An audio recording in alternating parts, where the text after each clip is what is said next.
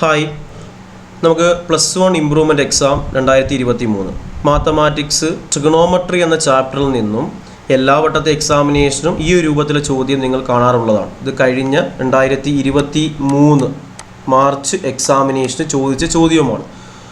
സിമ്പിളായിട്ട് നമുക്ക് രണ്ട് ഫോർമുല അറിഞ്ഞിരുന്നാൽ ചെയ്യാൻ പറ്റുന്ന ഒരു ക്വസ്റ്റ്യൻ ആണിത്. അതായത് ക്വസ്റ്റ്യൻ ഇതാണ്, പ്രൂവ് ചെയ്യണം. എന്താ പ്രൂവ് ചെയ്യേണ്ടത്?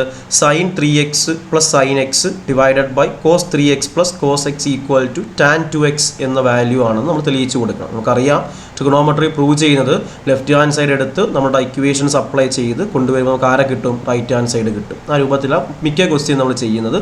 ചില ക്വസ്റ്റ്യൻ തിരിച്ചും ചെയ്യാറുള്ളതുണ്ട് കേട്ടോ. എന്നാൽ നമുക്ക് ഈ ചോദ്യം ചെയ്യുന്നത് എങ്ങനെയാണ്? ലെഫ്റ്റ് ഹാൻഡ് സൈഡ് എടുത്ത് റൈറ്റ് ഹാൻഡ് സൈഡിലേക്ക് എത്തിക്കുകയാണ്. കാരണം ഈ രണ്ടെണ്ണത്തിൻ്റെ ഫോർമുല നമുക്കറിയാം. കാരണം ഈ കിടക്കുന്ന ഫോർമുല എന്തിൻ്റെ രൂപത്തിലാണ്? ഫസ്റ്റ് ന്യൂമറേറ്റർ കിടക്കുന്നത് sin x + sin y എന്നൊരു ഫോർമുലയിലല്ലേ?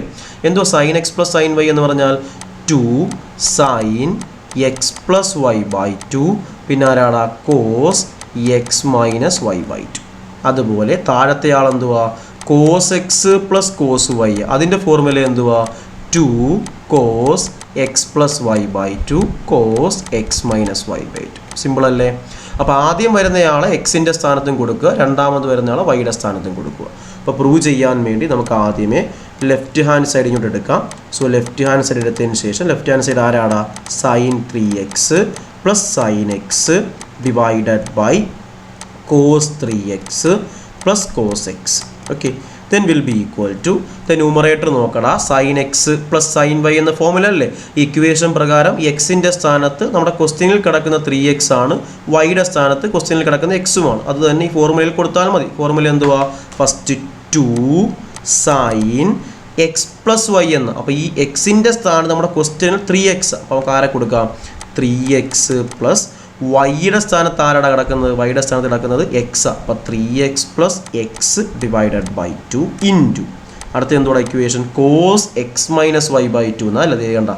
അപ്പോൾ എന്ത് വരും? എക്സിൻ്റെ സ്ഥാനത്ത് 3x വരും, മൈനസ് എക്സ് വരും, divided by 2 the whole divided by താഴത്തെ ഫോർമുല എങ്ങനെയാടാ? cos x + cos y എന്നല്ലേ? അതിൻ്റെ ഫോർമുല എന്തുവാ? 2 cos x + y/2 cos x - y/2. അത് അപ്ലൈ ചെയ്ത് കൊടുക്കുക. അപ്പോൾ എന്ത് വരും?